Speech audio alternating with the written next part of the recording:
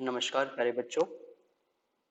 आज जो हमारी क्लास है, आज हम एक नया चैप्टर स्टार्ट कर रहे हैं, that is issue of shares. जो हमारे फर्स्ट पार्ट था हमारे सिलेबस का, that is NPO, non profit organisations. दूसरा जो पार्ट था हमारा पार्टनरशिप। अगर सिलेबस में देखें तो जो हमारी पार्ट ए था सिलेबस का, उस पार्ट ए में फर्स्ट यूनिट थी हमारी NPO, not for profit organisation, जिसकी वेटेज सीबीएसई में 10 मार्क्स की है। ये चैप्टर हम फिनिश कर चुके हैं। इसके बाद यूनिट 2 जो है थी हमारी, वो है अकाउंटिंग फॉर पार्टनरशिप फॉर्म। जो हमारी पार्टनरशिप फॉर्म है उनके लिए अकाउंट्स कैसे बनते हैं। तो टोटल पार्टनरशिप जो हमने फिनिश करी है वो 30 मार्क्स की है। आज जो हम नया चैप्टर स्टार्ट करने जा रहे हैं, that is unit 3। Unit 3 is about accounting for companies, कि कंपनीज के अकाउंट्स कैसे बनाए जाते हैं, जिसमें बेसिकली हम इशू ऑफ शेयर्स और दूसरा चैप्टर है इशू ऑफ डिबेंचर्स। ये वाले चैप्टर्स हम कवर करेंगे, या रिडम्पशन ऑफ डिबेंचर भी इसका पार्ट है, जो सीबीएसई ने इस बार कहा है कि इसमें से क्वेश्चन नहीं पूछेगा वो। तो 20 मार्क्स की हमारी इस यूनिट की वेटेज है, जो हम आज स्टार्ट कर रहे हैं। अब बेसिकली इसका जो पहला चैप्टर है इशू ऑफ शेयर्स, हम आज को स्टार्ट करेंगे। तो उसमें क्या चैप्टर हमें पढ़ने हैं, क्या टॉपिक्स हमारे सिलेबस में हैं, उसके लिए देखें तो अकाउंटिंग फॉर शेयर्स की जो हमारी यूनिट है, उसके अंदर अकाउंटिंग फॉर कंपनीज में जो पहला इसका सेगमेंट होता है वो है अकाउंटिंग फॉर शेयर्स, और दूसरा है अकाउंटिंग फॉर डिबेंचर्स। तो अकाउंटिंग फॉर डिबेंचर्स जब हम डिबेंचर्स का चैप्टर स्टार्ट करेंगे तब देखेंगे। फिलहाल हम देख रहे हैं अकाउंटिंग फॉर शेयर्स, जिसमें हमें क्या जानना है। एक तो जानना है शेयर और शेयर कैपिटल, इसका नेचर क्या होता है, इसके कौन कौन से टाइप्स होते हैं, यानी शेयर क्या है, इसके टाइप्स कौन कौन से हैं, शेयर कैपिटल क्या होती है, इसके टाइप्स क्या क्या हैं। इसके बाद है हमारा accounting for shares, share capital की अकाउंटिंग कैसे करते हैं, यानी जब हम शेयर्स को इशू करते हैं तो क्या एंट्री करेंगे। Allotment of equity shares and preference shares की अलॉटमेंट हम कैसे करते हैं। पब्लिक सब्सक्रिप्शन ऑफ शेयर्स कैसे होता है, जो जिसमें हम ओवर सब्सक्रिप्शन को पढ़ेंगे, अंडर सब्सक्रिप्शन को पढ़ेंगे। साथ ही साथ हमने शेयर्स को पार पे इशू किया, प्रीमियम पे इशू किया, तो उसको कैसे डील करते हैं। कॉल्स इन एडवांस है या कॉल्स इन एरियर है, इसको हम कैसे डील करेंगे। इसमें इंटरेस्ट का कंपटीशन आपके कोर्स में नहीं है, दैट इज एक्सक्लूडिंग इंटरेस्ट। कितना इंटरेस्ट है वो पता होना चाहिए, बट कैसे कंपटीशन है वो आपके कोर्स में नहीं है। इसके बाद issue of shares for consideration other than cash, यानी जो फर्स्ट सेगमेंट हमने डिस्कस किया था, यहाँ पर हमने शेयर्स को इशू किए थे फॉर कैश, कैश के अगेंस्ट में हमने शेयर्स इशू किए थे। यहाँ पे हम शेयर्स इशू कर रहे हैं अदर देन कैश। इसके अलावा जिस कंसेप्ट है प्राइवेट प्लेसमेंट का मीनिंग क्या होता है, ईसोप का मीनिंग क्या है, that is employee stock option plan. Accounting treatment for feature and reissue of shares कैसे होता है, शेयर्स को जब रीइशू करते हैं तो शेयर्स जो है इशू करने के बाद बाई चांस कोई पैसा नहीं दे बैलेंस पार्ट, तो फॉरफिट कैसे करते हैं, रीइशू कैसे करते हैं। अगला है disclosure of share capital, share capital को हम कैसे डिस्क्लोज करेंगे in the balance sheet of the company, company की बैलेंस शीट में शेयर कैपिटल को हम कैसे डिस्क्लोज करेंगे। इसका एक अलग से क्वेश्चन एग्जाम में 3 to 4 मार्क्स का एग्जाम में आता है, just to present the share capital in balance sheet. Share capital को हम बैलेंस शीट में कैसे प्रेजेंट करेंगे, सिर्फ इसी का एक क्वेश्चन आता है। तो हमें क्या क्या अंडरस्टैंड करना है, वो ये रहा कि पढ़ने का स्टूडेंट्स ये अंडरस्टैंड कर लेंगे, वो हमारी चीज़ें हैं टॉपिक के अकॉर्डिंग। इसके बाद अगर हम बात करें, हमारा जो हम पढ़ने जा रहे हैं दैट इज अकाउंटिंग बनानी है हमें कंपनीज की। तो पहले ये जानना जरूरी है कि कंपनीज के लिए क्या रूल्स हैं। जैसे पार्टनरशिप के लिए रूल था पार्टनरशिप एक्ट 1932, लेकिन कंपनीज का जो रूल है वो कंपनी एक्ट 2013। पहले एक पुराना कंपनी एक्ट था 1956 का, जो अब डिस्पोज ऑफ हो गया है। 2013 में एक न्यू कंपनी एक्ट बना है, और उस कंपनी एक्ट के अंडर में जो रूल्स एंड गाइडलाइंस है उसको फॉलो करते हुए हमें अकाउंट्स बनाने हैं। हमने ये देखा था कि पार्टनरशिप में जो पार्टनरशिप अकाउंट है, पार्टनरशिप अकाउंट में बहुत सारी चीजें थी कि उनकी डीड क्या कहती है। पार्टनरशिप की जो डीड है, डीड में जो लिखा है लॉ में, अगर उसके अगेंस्ट भी लिखा है तो डीड को प्रेफर करते थे हम, लॉ को कंसिडर नहीं करते थे। लेकिन कंपनीज में क्या होता है, यहाँ पर ऐसा कुछ अगर पहले तो होता ही नहीं है। यहाँ पर जो लॉ में रिक्वायर्ड चीजें हैं, एज पर लॉ की चीजें हमें लेनी होती है, यानी सारी चीजें हमें लॉ बेस्ड करनी है। यहाँ पर अलग से कोई डिस्क्रिप्शन या डीड टाइप में कुछ नहीं होता है। इसलिए हम इसके लॉज क्लियर होने चाहिए कि किस सिचुएशन में हम क्या काम करेंगे। हम कंपनी की बात करें, company act 2013 came into effect with from 30th अगस्त 2013। कभी कभी 1 मार्कर में क्वेश्चन पूछ लिया जाता है ये कब इंप्लीमेंट हुआ था। It was implement in on 30th अगस्त 2013 को ये एक्ट इंप्लीमेंट हुआ था। और मेन इंपॉर्टेंट जो अभी मैं इसके बारे में पहले भी बता था आपको, the important feature of this act, इसका सबसे इंपॉर्टेंट फीचर है is that it is a rule based act. ये रूल बेस्ड है, जो आपके रूल हैं, रूल को फॉलो करना कंपलसरी है जब आप कंपनी के अकाउंट बना रहे हो after implementation of company act 2013। इस एक्ट के बनने के बाद जो भी आपकी चीजें हैं वो एज पर रूल होंगी, कुछ भी एज पर विल नहीं हो सकता है इसमें। आगे हम बात करें meaning and definition of company, company आखिर होती क्या है।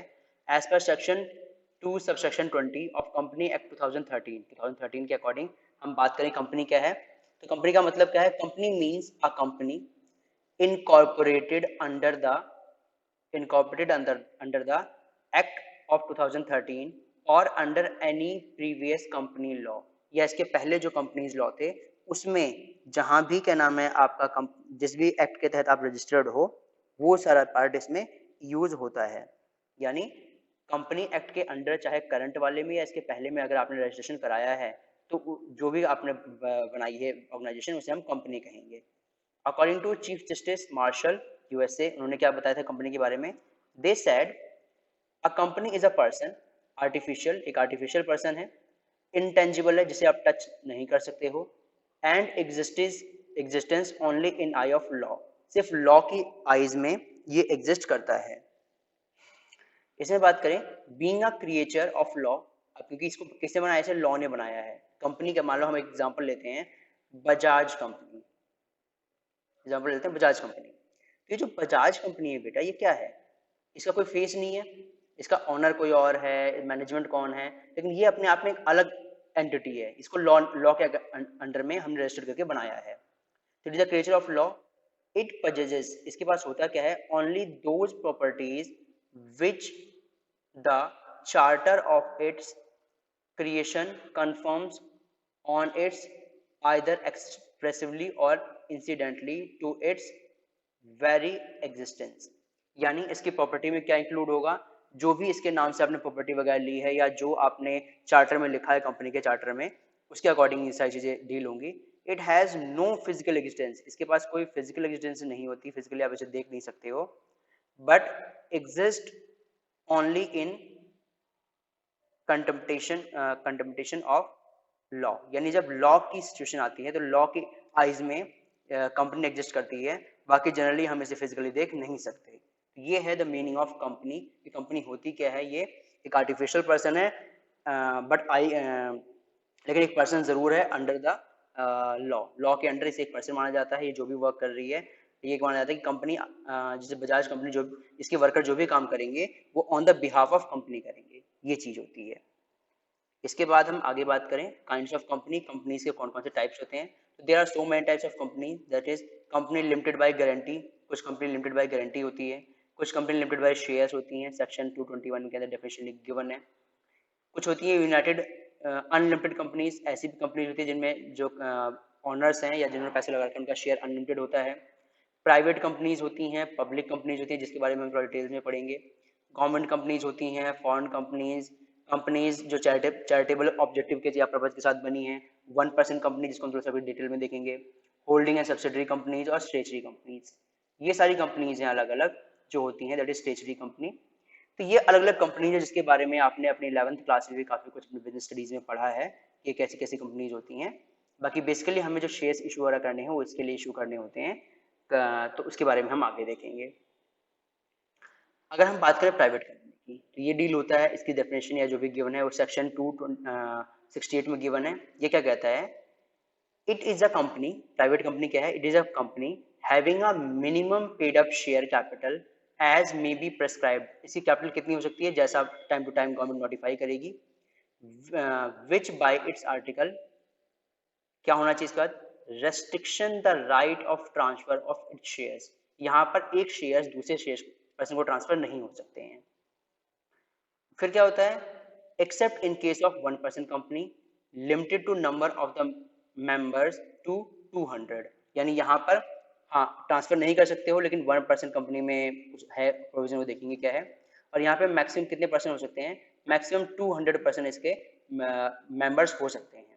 अब बेसिकली हम बात करें कंपनी और पार्टनरशिप में डिफरेंस क्या है। पार्टनरशिप में भी जो हमारे मेंबर्स थे, जो भी रूल्स था कि हम 50 से ज़्यादा एंटर नहीं कर सकते, तो ठीक है वहाँ पर क्या है, जो पार्टनर्स होते थे पार्टनरशिप एक्ट में, पार्टनर्स जो होते थे उनकी कैपिटल फिक्स होती थी, कितनी कैपिटल है, उन्होंने जो पैसा लगाया प्लस अगर लॉस ज़्यादा हुआ उनकी कैपिटल से तो उनकी लायबिलिटी कैसी थी, उनकी अगर लायबिलिटी की बात करें पार्टनर्स की तो लायबिलिटीज क्या थी, वो थी अनलिमिटेड, उनकी लायबिलिटी थी अनलिमिटेड।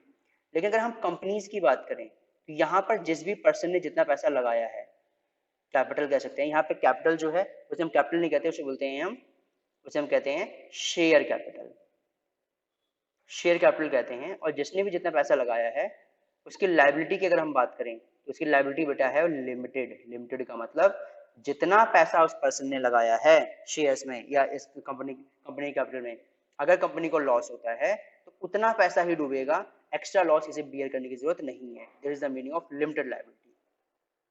आप जो बोलेंगे शेयर कैपिटल का क्या मतलब है, मान लो एक कंपनी है, जब वो रजिस्टर्ड होती है तो उसने कहा जी हमारे पास टोटल पैसा जो होगा जी हम अपनी कंपनी में 100 करोड़ रुपए इकट्ठा करना चाहते हैं। अब 100 करोड़ रुपए को 1% देगा नहीं, तो हमने कहा जी बहुत सारे पैसे अलग अलग देंगे, कंपनी में बहुत सारे लोग पैसा लगा सकते हैं। तो वो क्या करते हैं कि हम क्या करते हैं, हम 1 करोड़ शेयर बना देते हैं, शेयर्स ऑफ ₹100 ईच। यानी अगर 100 करोड़ को हम ब्रेकअप करें तो भाई 1 करोड़ शेयर्स हैं हमारे, इनटू जो उसका प्राइस है वो कितना हुआ, ₹100 हुआ उसका प्राइस। तो यानी अगर आप एक शेयर खरीदते हो तो 1 करोड़ में से एक शेयर आपको मिल जाएगा। आप 2 लो, 10 लो, 20 लो, 50 लो, आपकी मर्जी है जितना पैसा लगाना चाहो। जितना आप पैसा लगाओगे उतने आपको इस कंपनी के शेयर्स मिल जाएंगे। तो ये क्या डिफरेंस है, पार्टनरशिप में तो क्या अमाउंट होता है, लेकिन यहाँ पे क्या है, कंपनी की कैपिटल फिक्स हो जाती है और उस कैपिटल के फिर डिवाइड कर देते हैं कि कितने रुपए के कितने शेयर बनेंगे। तो एक पर्सन जितनी मर्जी शेयर चाहे वो खरीद सकता है और किसी भी कंपनी में उसका ऑनर बन सकता है, पैसे लगा सकता है। तो इस केस में जो ये होता है इसे हम कहते हैं शेयर्स। जब पर्सन परचेज करता है तो बताइए आपने कितने शेयर्स परचेज किए। अगर मैंने कहा मैंने 1 शेयर परचेज किया तो अब इसी बात है मैंने ₹100 दिए होंगे कंपनी को। मैंने 2 परचेज किए तो 200 दिए होंगे। मैं 20 परचेज किए तो 2000 दिए होंगे। तो ये है कि कंपनी का जो पैसा है, जो टोटल कैपिटल है, उसको हम टुकड़ों में डिवाइड करते हैं जिसे हम बोलते हैं शेयर्स। और इसी के बारे में हम इसमें पढ़ेंगे कि शेयर्स इशू कैसे होते हैं, इसको रिकॉर्ड वगैरह कैसे करते हैं हम। एक और चीज है पब्लिक प्राइवेट कंपनी के बारे में, it prohibits any investigation to the public to subscribe from for any securities of the company. सबसे इंपॉर्टेंट लाइन है ये। जैसे मैंने अभी कहा कि मैं कितने भी शेयर खरीद लूं, यानी अब शेयर कौन खरीदेगा। देखो प्राइवेट कंपनी में क्या होता है कि जो बिजनेस का ऑनर होता है वो अपने रिलेटिव को बताता है कि हम शेयर बेचना चाहते हैं, तो उन्हीं को बेच सकता है, या जो कोई पैसा लगाना चाहे ऑनर से बात करे तो वो लगा सकता है। यानी जनरल पब्लिक को एक नोटिस नहीं निकाल सकते कि all the general people are invited कि जिसको पैसा लगाना है लगा दो, ऐसा वो नोटिस नहीं निकाल सकते क्योंकि ये प्राइवेट कंपनी है। जबकि पब्लिक कंपनी को ये छूट होती है। बस होता क्या है वहाँ पे रूल्स थोड़े से और स्ट्रिक्ट हो जाते हैं, या कंप्लाइंस या रेगुलेटरी रिक्वायरमेंट्स और बढ़ जाती हैं पब्लिक सेक्टर में। तो ये है प्राइवेट कंपनी। अगर हम बात करें अबाउट योर पब्लिक कंपनी, तो it is a company which is not a private company. जो कहता है कि एक प्राइवेट कंपनी नहीं है। Has the minimum paid up capital as may be prescribe, जितना आपने डिसाइड किया है, कंपनी खुद डिसाइड करती है कि इसका कैपिटल कितना होगा, तो वो कैपिटल उसने खुद डिसाइड किया हुआ है। And provides that a company which has a subsidiary of a company not being a private company shall be deemed to be public। यानी होता क्या है, अगर मान लो एक कंपनी है उसको किसी बड़ी कंपनी ने टेक ओवर कर रखा है, मान लो एक कंपनी थी ए, उसको क्या है टेक ओवर कर रखा है बी ने, वो बी के अंडर में चल रही है, ये मेन कंपनी है, ये उसकी हेल्पिंग कंपनी है, सब्सिडरी कंपनी है। तो ये देखेंगे बी कैसी है, अगर बी एक पब्लिक कंपनी है तो ये अज्यूम कर लिया जाएगा कि ए भी पब्लिक कंपनी है। अगर बी प्राइवेट कंपनी हुई तो ए प्राइवेट कंपनी नहीं, तो पब्लिक कंपनी नहीं होगी। ये है कि प्राइवेट पब्लिक कंपनी की सिंपल सी डेफिनेशन होती क्या है कि ये प्राइवेट कंपनी नहीं है, कंपनी एक्ट में रजिस्टर्ड है, तो ये पब्लिक कंपनी होगी। इसलिए ज़्यादा डिटेल में बुक में देख सकते हैं, बाकी बहुत ज़्यादा डिटेल करनी नहीं है क्योंकि हमें न्यूमेरिकल क्वेश्चंस के प्रैक्टिस करने कैसे करते हैं। इसके बाद हम बात करें 1% कंपनी क्या होती है। ये स्पेशल इंक्लूजन था इन कंपनीज एक्ट 2013 में। पहले 1% को कंपनी बनाने का राइट नहीं था, वो सोल प्रोप्राइटर बिजनेस ही कर सकता था, लेकिन अब कंपनी वो बना सकता है। कंपनी बनाने का फायदा क्या होगा, हम सभी को पता है कि जो कंपनी बनने का जो लायबिलिटी होती है किसी भी पर्सन की, वो क्या हो जाती है, वो लिमिटेड हो जाती है। यानी जितना पैसा लगाया उतना ही जाएगा, उससे ज़्यादा नहीं जाएगा। बल्कि हम सोल प्रोप्राइटर वगैरह की बात करें तो वहाँ जितना पैसा लगाया उससे ज़्यादा पैसा भी जा सकता है। तो natural person, Indian citizen and resident of India can incorporate and 1 OPC यानी 1% कंपनी बना सकते हैं, और be appointed as a nominee for the sole member of OPC, यानी उसे हम मेंबर बना सकते हैं, यानी 1% कंपनी बना सकता है अगर वो एक नेचुरल पर्सन हो, यानी कोई कंपनी नहीं बना सकती, इंडियन सिटीजन हो और रेजिडेंट ऑफ इंडिया हो। ये तीन कंडीशन अगर कोई सेटिस्फाई कर रहा है तो वो पर्सन 1% कंपनी बना सकता है। No person shall be member और nominee of more than one OPC at a point of time. एक पर्सन एक कंपनी से ज्यादा का नॉमिनी या मेंबर नहीं हो सकता, यानी एक पर्सन एक ही कंपनी बना सकता है। ये है 1% के बारे में। If paid up capital of OPC exceeds 50 lakh, अगर 50 लाख को एक्सीड कर जाती है, और इट्स एवरेज एनुअल टर्नओवर, या उसका एनुअल टर्नओवर जो सेल वगैरह है ड्यूरिंग इमीडिएटली प्रीसीडिंग 3 इयर्स, जो पिछले 3 साल का उसका जो टर्नओवर है कंसेक्यूटिव फाइनेंशियल ईयर्स का, वो एक्सीड कर जाता है 2 करोड़ का, तो it ceases to be OPC, तब हम इसे ओपीसी नहीं मानेंगे। तब हम इसे ओपीसी नहीं मानेंगे, इसे हमें कंपलसरी कन्वर्ट करना पड़ेगा, इस ओपीसी को हम क्लोज कर देंगे। तो ओपीसी कब तक है कि आपकी जो कैपिटल 50 लाख से ज्यादा ना हो, या और सिचुएशन है कि पिछले 3 सालों में हर ईयर का आपका टर्नओवर 2 करोड़ से ज्यादा का ना हो। अगर 2 करोड़ से कम का है फाइन, 2 करोड़ से ज्यादा का टर्नओवर हो गया तो वो 1% कंपनी खत्म हो जाएगी, तब हम उसे किसी और कंपनी में या जो भी बिल है उसके अकॉर्डिंग कन्वर्ट करेंगे। OPC can not be formed for charitable purpose. 1% company charitable purpose के लिए नहीं हो सकती। आपको किस लिए पर्पज के लिए बनानी होगी? ये सिर्फ अपने बिजनेस एक्टिविटीज को करने के लिए बनानी होगी। Main concept of company act 2013, इसको हमें थोड़ा ध्यान से समझना है क्योंकि इसी के बिहार पे हमारे बहुत सारे क्वेश्चंस वगैरह जो हमें करने हैं वो इसी हिसाब से हम करेंगे। पहला है कि इसमें क्या है, डेफिनेशंस दे रखी हैं सेक्शन 2 के अंदर कंपनीज एक्ट की।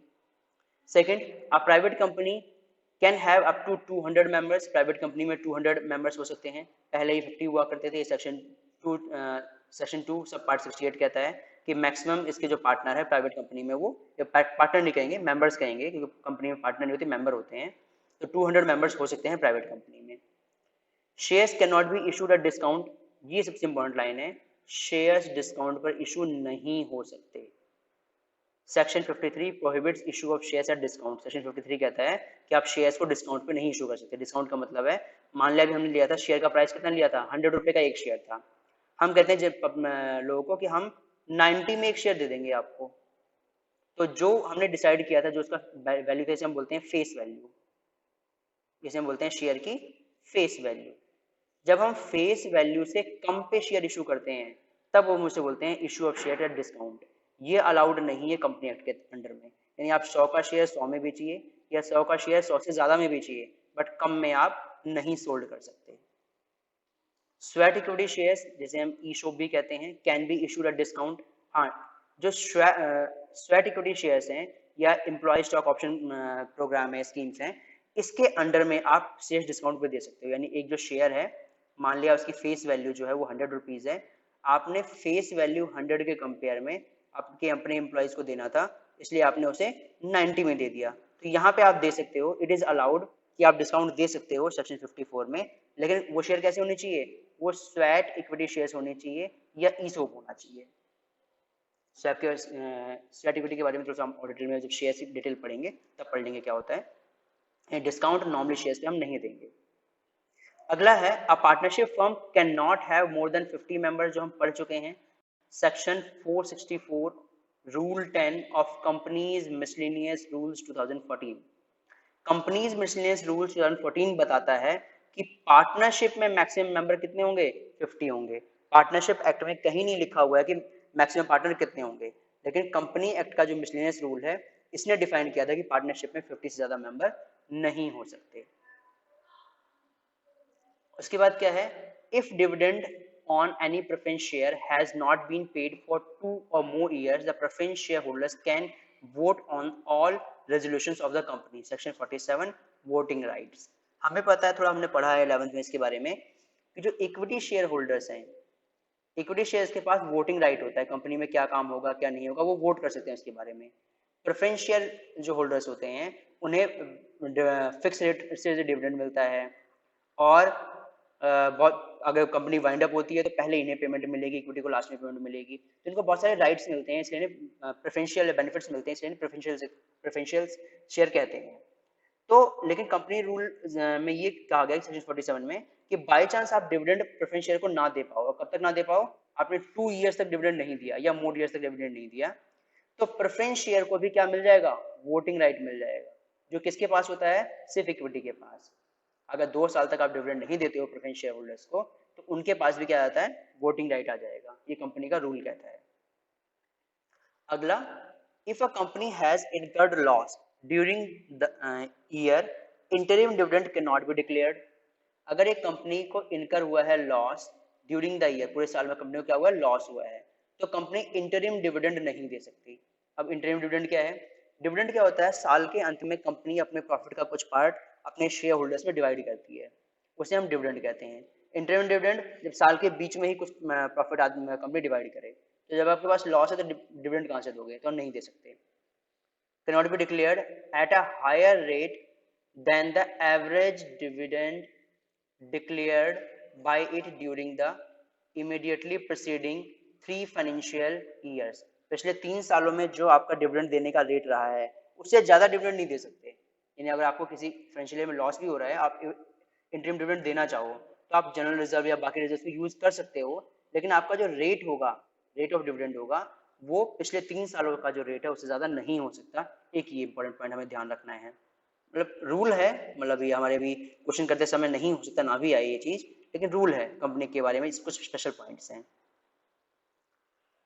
The book of accounts are और relevant books and papers maintained in electronic mode. सारे अकाउंट कैसे बनेंगे, इलेक्ट्रॉनिक मोड में बनेंगे। And shall remain accessible in India, और इंडिया में उसे कोई भी एक्सेस कर सकता है आपकी वेबसाइट वगैरह खोलकर। एक तो ये अमेंड किया गया था। इसके अलावा और क्या थे, यूनिफॉर्म फाइनेंशियल ईयर हर कंपनी के लिए फिक्स कर दिया गया जी, फाइनेंशियल ईयर अप्रैल टू मार्च ही होगा, 1 अप्रैल से स्टार्ट होकर 31 मार्च को खत्म होगा, because there was no restriction on the companies act 1956। पहले जो कंपनी एक्ट था उसमें ऐसी कोई रेस्ट्रिक्शन नहीं थी, लेकिन नए में रेस्ट्रिक्शन लगा दी है कि अप्रैल से मार्च ही फाइनेंशियल ईयर होगा, आप कोई और फाइनेंशियल ईयर अपनी मर्जी से नहीं ले सकते हो। पहले ये छूट दे रखी थी कि आप अपनी मर्जी से फाइनेंशियल ईयर चेंज कर सकते हो। एक और इम्पोर्टेंट काम हुआ था कि इस एक्ट में ही 1% कंपनी को इंट्रोड्यूस किया गया था कि 1% कंपनी भी ओपन कर सकते हैं। अब इसके जो हमें सीखना है basically, minimum subscribers and directors कितने हो सकते हैं। अगर मिनिमम सब्सक्राइबर्स की बात करें तो पब्लिक कंपनी में 7 सब्सक्राइबर्स कम से कम होने चाहिए। अगर 7 सब्सक्राइबर्स से कम हो गए तो पब्लिक कंपनी नहीं होगी, उसे हमें कन्वर्ट करना पड़ेगा। ऐसी जो प्राइवेट कंपनी है उसमें कम से कम कितने होने चाहिए, 2 सब्सक्राइबर होने चाहिए।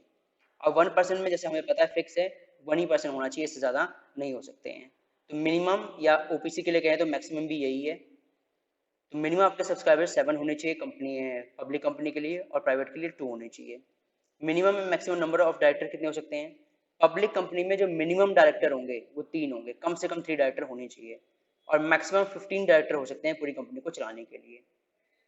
प्राइवेट कंपनी की बात करें, एंड 1% की बात करें, तो मिनिमम 2 डायरेक्टर होने चाहिए और मैक्सिमम 15 होने चाहिए। ये बेटा प्राइवेट कंपनी के लिए है, ओपीसी के लिए ऐसा नहीं है, ओपीसी यहाँ पे गलती से लिखा गया है। अब कहते हैं प्राइवेट कंपनी के लिए मिनिमम 2 डायरेक्टर होने चाहिए और मैक्सिमम 15 डायरेक्टर इसमें हो सकते हैं in private company. These are कितने डायरेक्टर हो सकते हैं मिनिमम या मैक्सिमम, और सब्सक्राइबर्स कितने हो सकते हैं। हाँ, अब बात आती है सर मैक्सिमम कितने हो सकते हैं सब्सक्राइबर्स, भाई आपने मिनिमम सब्सक्राइबर्स बता दिए, मैक्सिमम सब्सक्राइबर्स कितने हो सकते हैं। तो मैक्सिमम सब्सक्राइबर्स की अगर बात करें तो अगर आपके पास पब्लिक कंपनी है तो मैक्सिमम सब्सक्राइबर्स हो सकते हैं अनलिमिटेड, यानी आप इनफाइनाइट नंबर ऑफ पर्सन्स को अपना ऑनर बना सकते हो, यानी इनफाइनाइट नंबर ऑफ पीपल पैसा लगा सकते हैं कंपनी के अंदर। लेकिन अगर आपकी प्राइवेट कंपनी है तो प्राइवेट कंपनी में अभी हमने पढ़ा था कि मैक्सिमम 200 मेंबर्स हो सकते हैं, इससे ज़्यादा मेंबर्स नहीं हो सकते। अब हम कुछ डेफिनेशंस कर लें। फाइनेंशियल सेक्शन, फाइनेंशियल स्टेटमेंट क्या होती है, हम सभी को ऐसे तो पता है। सेक्शन, क्योंकि हमने भाई रूल बेस्ड है तो रूल देखने पड़ेंगे सारे। 240 इंक्लूड्स कहता है a balance sheet as the end of financial year, a profit and loss account, यानी बैलेंस फाइनेंशियल स्टेटमेंट में क्या होगा, बैलेंस शीट होगी, वो भी end of the financial year की। दूसरा प्रॉफिट एंड लॉस अकाउंट होगा, और in case of company carrying on any activity not for profit, यानी चैरिटी पर्पज के लिए अगर कंपनी है तो इनकम एंड एक्सपेंडिचर अकाउंट होना चाहिए फॉर द फाइनेंशियल ईयर। ये 2 चीजें जो हैं ये इंक्लूड होती हैं बेटा हमारे फाइनेंशियल स्टेटमेंट में इम्पोर्टेंटली। लेकिन कंपनी, क्योंकि अभी तक आपने इतना ही पढ़ा कि बैलेंस शीट हो और P&L अकाउंट हो, लेकिन फाइनेंशियल स्टेटमेंट की बात करें कंपनी में जो सेक्शन 240 कहता है वो कहता है जी बैलेंस शीट होनी चाहिए कंपनी की, प्रॉफिट एंड लॉस या इनकम एक्सपेंडिचर होना चाहिए। साथ साथ तीसरी इंपॉर्टेंट चीज वो कहता है कि कैश फ्लो स्टेटमेंट भी होना चाहिए कंपनी का। कंपनी का cash flow statement financial year का ये भी कंपलसरी है, और कैश फ्लो स्टेटमेंट हमारे कोर्स में भी है, बुक 3rd में हम इसे पढ़ेंगे। तो ये तीनों पार्ट मिलकर बनते हैं financial statement of the company, balance sheet, profit and loss account and cash flow statement. Cash flow statement की बात करें तो एक ऐसा स्टेटमेंट है जो हमें कैश का इनफ्लो एंड आउटफ्लो बताता है। A statement of charge in equity, अगर एप्लीकेबल है तो ये इक्विटी के ऊपर कौन कौन से चार्जेस अगर आपने कुछ ले रखे हैं तो उसके ऊपर देना होता है। और an explanatory note annexed to और forming part of any document referred above, कोई भी डॉक्यूमेंट आप लोग को लगाना है तो उसके लिए प्रॉपर फॉर्मेट्स गिवन है, एनेक्स्चर्स गिवन है कंपनी एक्ट में, वो कंसर्न एनेक्स्चर लगा होना चाहिए, तब हम कहेंगे it is a financial statements. अब हम आते हैं अपने शेयर्स के ऊपर। स्टेटमेंट देख ली, शेयर्स क्या है, शेयर क्या होते हैं, मीनिंग एंड टाइप्स। तो व्हाट इज अ शेयर, हमने थोड़ा सा अभी डिटेल देखी थी, एग्जांपल के साथ थोड़ा सा और समझ लेते हैं। Capital of a company is divided into units, capital company के उसे यूनिट्स में डिवाइड करते हैं। जैसे मैंने भी कहा था, भाई मान लो 100 करोड़ कंपनी की कैपिटल है, कंपनी ने डिसाइड किया भाई इतना पैसा हमारे पास हो सकता है, इतना पैसा हम इकट्ठा करेंगे या इतने से बिजनेस करेंगे, तो उसने क्या कहा, भाई मैं 1 करोड़ शेयर्स बना देता हूँ, 1 करोड़ शेयर्स हैं at the rate of 100 each, हर एक का जो है वो 100 रुपये का शेयर है। तो यहाँ पर क्या है, जो कैपिटल थी पूरी 500 करोड़, उसको हमने डिवाइड कर दिया इनटू यूनिट्स, यूनिट्स यानी ये यूनिट्स, और part of equal amount, equal amount के हम पार्ट बना देते हैं। तो ये जो इक्वल अमाउंट के पार्ट बनाते हैं, एवरी यूनिट और पार्ट इज कॉल्ड शेयर, उसे हम क्या कहते हैं, शेयर कहते हैं। जैसे ये रहा, हमने 100 के पार्ट बनाए तो 1 करोड़ पार्ट बने, तो 1 करोड़ शेयर्स हो गए इसके।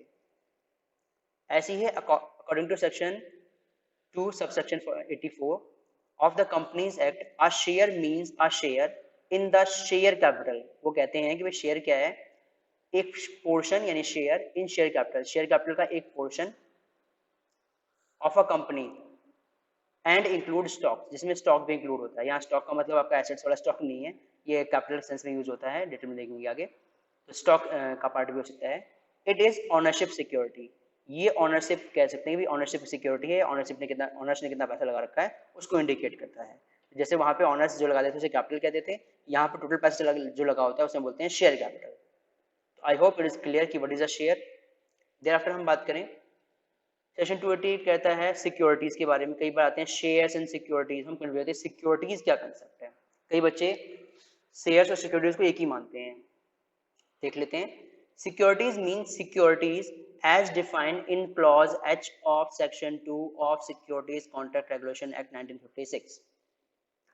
तो कंपनी का तो एक्ट ये कहता है सेक्शन 2 सबसेक्शन 81 कि जो क्लॉज H में लिखा हुआ है मीनिंग कॉन्ट्रैक्ट का, section 2 of securities contract act regulation act 1956 में वही मीनिंग है। अब अवश्य बात है वो भी देखना पड़ेगा मीनिंग क्या है, ठीक है। तो ये कहता है, तो देखेंगे क्या है, अगला हम देखते हैं share. Share mean share capital of a company and including stock, जो अभी हमने डेफिनेशन देखी थी। तो शेयर क्या है, कैपिटल का एक पार्ट है। काइंड ऑफ शेयर की बात करें तो सेक्शन 43 ऑफ एक्ट कहता है, prescribe that share capital of a company limited bye share shall be of 2 kind, 2 तरह के शेयर हमारे पास शेयर होंगे, इक्विटी शेयर कैपिटल और दूसरा है हमारा प्रेफरेंस शेयर कैपिटल। इसके बारे में थोड़ा आपने 11th में पढ़ा होगा। Equity share capital is the share capital which is not preferential capital, जो प्रेफरेंशियल कैपिटल नहीं है उसे हम इक्विटी कैपिटल कहते हैं, यही डेफिनेशन हमें बता रखी है। प्रेफरेंस शेयर कैपिटल क्या है, is the part of share capital of a company which carries preferential right, जिनके पास कुछ प्रेफरेंशियल राइट होते हैं। कौन कौन से राइट होते हैं, भाई डिविडेंड पहले मिलेगा, प्रेफरेंशियल राइट है। रीपेमेंट ऑफ कैपिटल, अगर कंपनी बंद होती है in case of winding up of the company, तो पैसे जो है पहले मिलेंगे as compare to equity share capital, इसीलिए हम इसे प्रेफरेंस शेयर कैपिटल कहते हैं। तो जिनको ये प्रेफरेंशियल राइट्स हैं वो प्रेफरेंस शेयर कैपिटल, और जिनको प्रेफरेंशियल राइट नहीं है वो हमारे हो गए इक्विटी शेयर कैपिटल। तो वही हमारे प्रेफरेंस शेयर और इक्विटी होती है। इक्विटी की बात करें, इक्विटी भी 2 तरह की होती है, एक तो इक्विटी इशूड बाय कंपनी, जो कंपनी इशू करती है टू पब्लिक और टू इट्स मेंबर्स, और एक होती है स्वेट इक्विटी शेयर्स। तो 1 बाय 1 देखते हैं। प्रेफरेंस शेयर जो हैं जिनके पास राइट्स होता है कि वो क्या है, डिविडेंड रिसीव करेंगे स्पेसिफिक रेट से, और राइट होता है कि रीपेमेंट करेंगे अपने कैपिटल का before anything given to equity share holder. तो ये दो राइट होते हैं, इसीलिए इन्हें प्रेफरेंस शेयर कहा जाता है। स्वेट इक्विटी शेयर्स, तो इसको देख लेते हैं, कई बार हम देख रहे हैं। स्वेट इक्विटी शेयर्स क्या कहते हैं? Sweat equity shares mean such equity shares as are issued, वो इक्विटी शेयर जो इशू करती है बाय अ कंपनी, एक कंपनी इशू करती है टू इट्स डायरेक्टर, अपने डायरेक्टर को इशू करती है और एम्प्लॉइज को इशू करती है। यानी आप पब्लिक को इशू नहीं कर रहे हैं, यहाँ पर डायरेक्टर को इशू करते हैं, पब्लिक को इशू करते हैं एट डिस्काउंट। नॉर्मली क्या है, डिस्काउंट को इशू करते हैं और फॉर कंसिडरेशन, या कुछ पैसे लेके इशू करते हैं। अब डिस्काउंट पे देंगे तो भी तो कुछ पैसे लेंगे। अदर देन कैश, कैश के अलावा भी हम इशू कर देते हैं। अब किस लिए? फॉर प्रोवाइडिंग, अब भाई हम अपने कंपनी के शेयर्स किसी एम्प्लॉय को दे रहे हैं, क्यों देते हैं? Because for providing their know how और making available the rights in nature of intellectual property right और वैल्यू एडिशंस। यानी जब भी कोई एम्प्लॉय या डायरेक्टर कंपनी के लिए कुछ स्पेशल कंट्रीब्यूट करता है या उसने कुछ नई रिसर्च करी, कुछ नया नो हाउ, कोई टेक्नोलॉजी सर्च करी, तो उस पर इंटेलेक्चुअल राइट किसका है? उस पर्सन का है। वो पर्सन क्या करता है, उस इंटेलेक्चुअल राइट को कंपनी को देता है कि आप यूज कर सकते हो मेरी टेक्नोलॉजी को।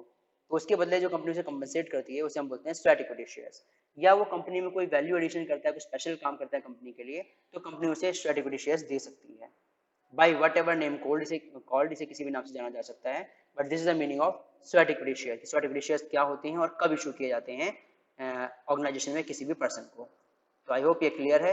जब टेक्निकल नो हाउ कोई पर्सन प्रोवाइड करता है या कुछ वैल्यू एडिशन करता है कंपनी के लिए, तो स्वेट इक्विटी शेयर्स इशू होते हैं। अगर बेटा हम बात करें शेयर कैपिटल, इसका मीनिंग और इसके फॉर्म्स की बात, तो शेयर कैपिटल बेटा कई टाइप्स के होते हैं। पहला होता है हमारा authorise capital, authorise share capital, issued capital, subscribed capital, called up, paid up और रिजर्व कैपिटल। बोलोगे सर अभी तक तो एक ही बात चल रही थी, दैट इज शेयर कैपिटल। भाई शेयर कैपिटल है कंपनी की, जो अभी एग्जांपल लिया था मैंने, भाई शेयर कैपिटल है कंपनी की, कितनी है भाई? 1 करोड़ हमारे पास क्या है, शेयर्स हैं at the rate of ₹100 each.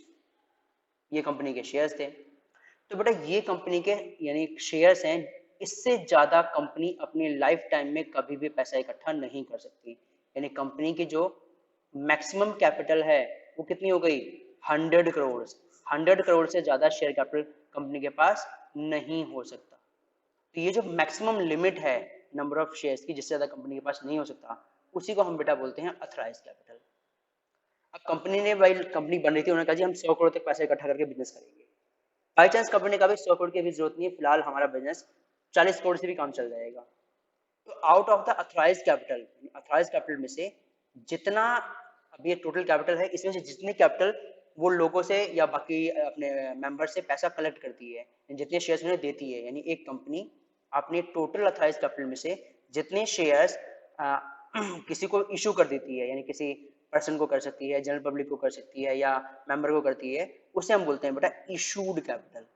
That is known at issued capital. यानी आउट ऑफ अथराइज कितना इशू हुआ है। हो सकता है कंपनी अथॉरिटी अपने अथराइज का सारा शेयर इशू कर दे, उसकी मर्जी है, या कम इशू करे, लेकिन जितना कंपनी अथॉरिटी है कंपनी के पास, यानी जैसे 100 करोड़ की, इससे ज्यादा कंपनी इशू नहीं कर सकती, ये फिक्स है।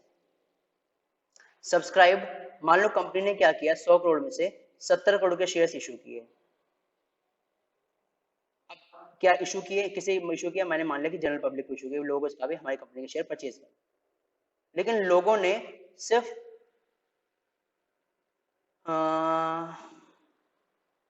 क्या कहें, कंपनी लोगों ने सिर्फ 65 करोड़ के शेयर्स खरीदे, बाकी 5 करोड़ के शेयर नहीं खरीदे। तो सब्सक्राइब्ड का मतलब है कि आउट ऑफ इशूड कैपिटल, जितनी आपने कैपिटल इशू करी थी, उसमें से कितना लोगों ने सब्सक्राइब कर लिया। या तो जितना आपने इशू किया उससे कम सब्सक्राइब होगा, जैसे ये रहा, या सारा का सारा सब्सक्राइब हो जाएगा। ऐसा तो नहीं हो सकता कि आप 70 करोड़ बेचना चाह रहे हो और लोग कहते हैं जी हम 90 करोड़ ले लेंगे आपसे, फिर 90 करोड़ आप बेच ही नहीं रहे हो। अब वो ज्यादा एप्लीकेशन आ सकती हैं, बात अलग है, लेकिन सब्सक्राइब्ड कैपिटल कभी भी इशूड से ज्यादा नहीं हो सकती। जितना आपने बेचा है उतने तो लोग लेंगे।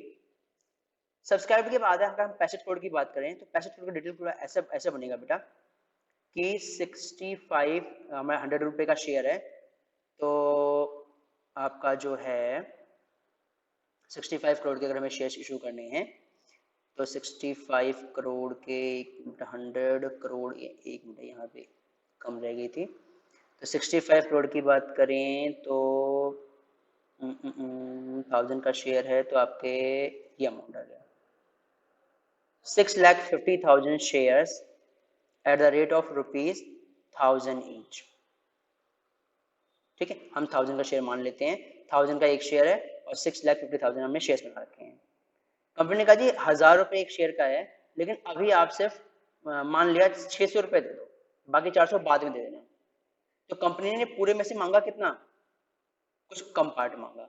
This is known as called up capital, यानी जितना लोगों ने सब्सक्राइब किया था उतने में से जो जितना पैसा टोटल बनता है शेयर का, उसमें से कंपनी जितना पैसा कॉल करती है उसे हम बोलते हैं कॉल्ड अप। जितना लोगों से मांगा, हो सकता है कंपनी पूरे के पूरे पैसे मांग ले, भाई 1000 का शेयर 1000 रुपये पूरे दो, तो कोई बात नहीं, तो 1000 रुपये हमारा क्या हो जाएगा, कॉल्ड अप हो जाएगा। कंपनी ने कम मांगा तो कम हमारा कॉल्ड अप हो जाएगा। अगला आता है पेड अप। कंपनी ने कहा जी 1000 का शेयर है, 600 रुपये दे दो हमें, लेकिन कुछ लोगों ने क्या है 400 ही दिए, 200 दिए ही नहीं। This is known as paid up capital, यानी कॉल्ड अप कैपिटल कितना कंपनी ने मांगा माइनस कॉल्स इन अरियर कितना लोगों ने नहीं दिया, वो आपका क्या आ जाएगा, पेड अप कैपिटल आ जाएगा। जैसे मान लो यहाँ पे क्या एग्जांपल था, यहाँ पे 200 रुपये ने नहीं दिए, यानी कंपनी ने मांगे 600, 200 लोगों ने नहीं दिए, तो कितना पेड अप हुआ, पेड अप तो 400 ही हुआ। This is the meaning of paid up capital. ये सारे बेटा समझने इसलिए जरूरी है कि जब कंपनी में की बैलेंस शीट में प्रेजेंट करते हैं तो सारी चीजें यूज होती हैं। तो आई होप इट इज क्लियर कि ऑथराइज कैपिटल क्या है, कंपनी की मैक्सिमम कैपिटल, उसमें से जितनी कंपनी लोगों को देती है या इशू करती है दैट इज इशूड कैपिटल, उसमें से जितना लोग परचेज कर लेते हैं वो सब्सक्राइब्ड कैपिटल, जितना पैसा उस पर कंपनी मांगती है वो उसकी कॉल्ड अप कैपिटल, और जितना लोग पैसा दे देते हैं वो हमारी पेड अप कैपिटल है, जिसे हम निकाल सकते हैं कि जितना लोगों ने कंपनी ने मांगा माइनस जितना नहीं मिला, that is paid up capital. अगला जो कंसेप्ट है बेटा, ये बिल्कुल अलग कंसेप्ट है जो हमें अब, क्योंकि सारे आपस में रिलेट करते हैं कहीं ना कहीं, ये कहीं कोई रिलेट नहीं करता। रिजर्व कैपिटल ये क्या होती है, reserve liability of limited company, omitted company जो भी है। रिजर्व कैपिटल क्या होती है, कैपिटल का वो पार्ट जो कंपनी रिजर्व कर लेती है, यानी कंपनी का मान लो अभी शेयर एग्जांपल के ऊपर था, 1000 का शेयर है, आप सिर्फ 600 दे दो, बाकी जो बच गए 400 वो कंपनी को जब कभी जरूरत पड़ेगी या कंपनी जब बंद होगी वाइंड अप होगी तब मांगेंगे। तो कंपनी ने क्या कर रखा है, 600 से अपना काम चला रही है, 400 रुपए कैसे रखा हुआ है, आपने इशूड का 400 क्या रखा हुआ है, रिजर्व में रखा हुआ है, जब कंपनी को जरूरत पड़ेगी कंपनी तब मांगेगी।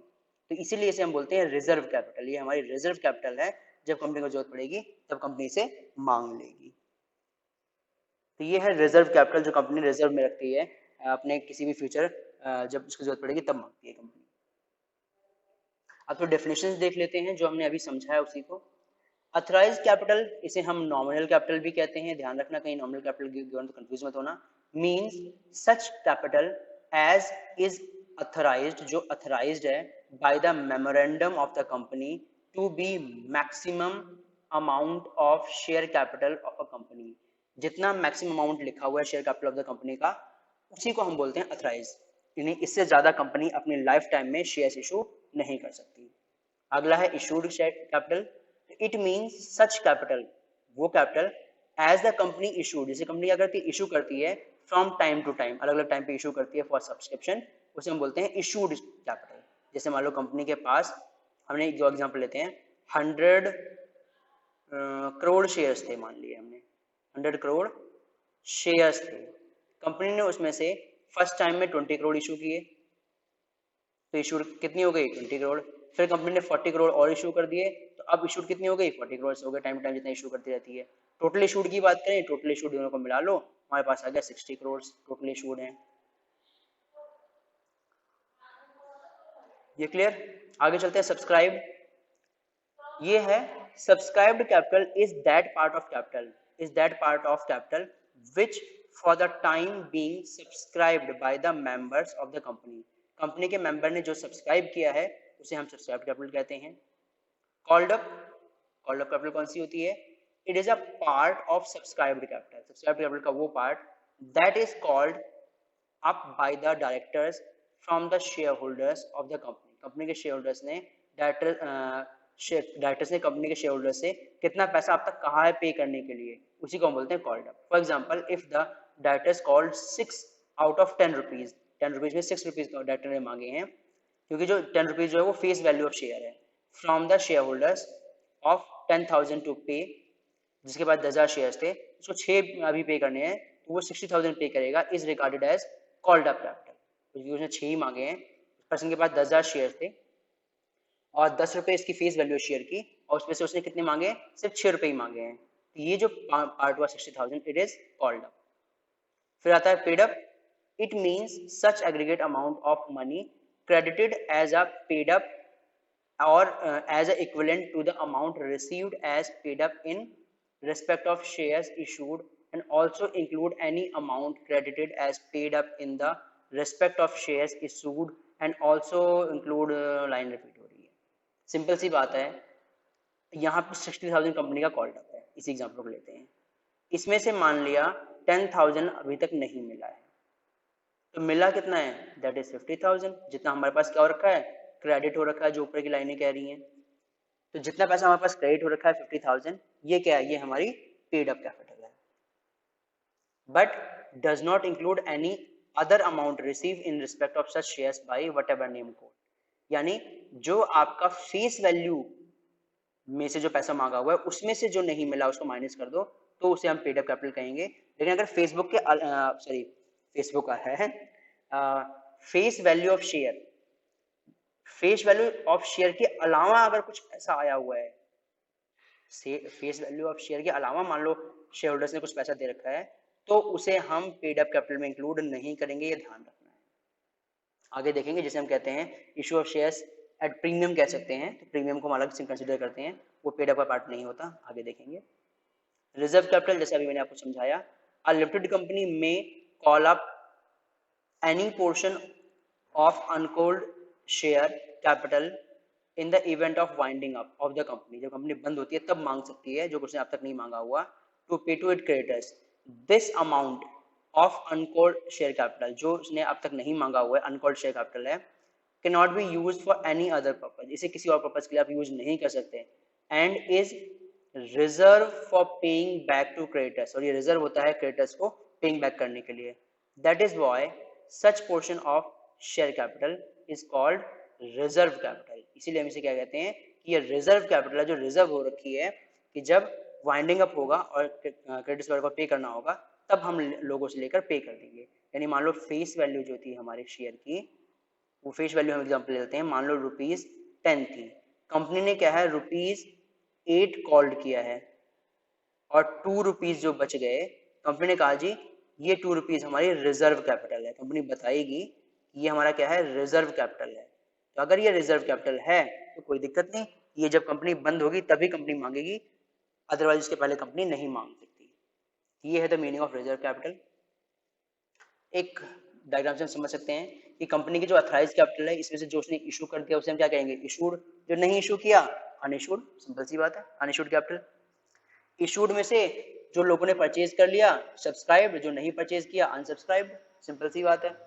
अगर सारा का सारा परचेज कर लिया तो ये सारा सब इशूड का अगर सारा लोगों ने परचेज किया तो सारा सब्सक्राइब्ड आ जाएगा, अनसब्सक्राइब्ड कुछ भी नहीं आएगा। फिर सब्सक्राइब्ड में से जितना पैसा हमने मांगा that is called up capital, जो नहीं मांगा अनकॉल्ड कैपिटल, उसमें से जितना पैसा मिल गया पेड अप कैपिटल, जो नहीं मिला कॉल्स इन अरियर। आपने लोगों का मान लिया 10 रुपए का शेयर था, उसमें से ₹8 आपने कॉल कर लिए, कॉल्ड अप, लोगों से मांग लिया पैसा, लोगों ने क्या है 6 रुपए दिए हैं, 6 रुपए पेड किए हैं, जो 2 रुपए बच गए वो 2 रुपए होंगे हमारे कॉल्स इन एरियर, जो 2 रुपए बचे हैं वो हमारे कॉल्स इन एरियर कहलाते हैं, ये भी पैसा हमें भी कॉल्स एरियर में है। जो अनकॉल्ड कैपिटल, जो आपने अभी नहीं कॉल करी, जैसे यहाँ पे एग्जांपल लें 10 का शेयर अगर 8 आपने कॉल कर लिया, 2 रुपए अनकॉल्ड रह गए हैं, तो इसके दो पार्ट हो सकते हैं, एक होता है अनरिजर्व कैपिटल, दूसरा होता है रिजर्व कैपिटल। अब आपने कॉल 8 रुपए कॉल किए थे और 2 रुपए कॉल नहीं किए थे अभी, तो इस 2 रुपए को आप चाहो तो अनरिजर्व रखो, यानी जब आपकी मर्जी हो तब कभी भी मांग लोगे, दैट इज अनरिजर्व कैपिटल। या अगर आपने डिक्लेयर कर दिया कि ये क्या है रिजर्व कैपिटल है, तो जब कंपनी वाइंडिंग अप होगी, जब कंपनी वाइंडिंग अप होगी यानी कंपनी बंद होगी, तो आप उस केस में ही मांग सकते हो रिजर्व कैपिटल को, उसके अलावा आप कभी नहीं मांग सकते। तो ये है कि जो पैसा आपने कॉल नहीं किया है उसे या तो आप रिजर्व में ट्रांसफर कर सकते हो या अनरिजर्व रख सकते हो। अनरिजर्व में क्या है, जब आपको जरूरत लगेगी किसी भी काम के लिए तो आप मांग सकते हो, और रिजर्व होने के बाद वो सिर्फ वाइंडिंग अप के केस में मिलेगा, अदरवाइज नहीं मिलेगा। This is the meaning of different terms of share capital के अलग टर्म्स क्या होती हैं, ताकि जब हम कंपनी में की बैलेंस शीट में प्रेजेंटेशन करें तो हमें क्लियर रहे कि क्या मीनिंग है और हम क्या चीज़ कर रहे हैं। तो आज की बेटा जो हमारी ये वीडियो है इतनी ही है, जिसमें हमने बेसिक्स कवर किया है कंपनी के बारे में। अगली जो वीडियो है उसमें हम लेंगे इशू ऑफ शेयर्स, कि शेयर्स को हम कैसे कैसे इशू करते हैं। ओके बेटा, इतना आप रिवीजन कर लो और जो भी इन बिटवीन कोई डाउट है वो आप पूछ सकते हैं।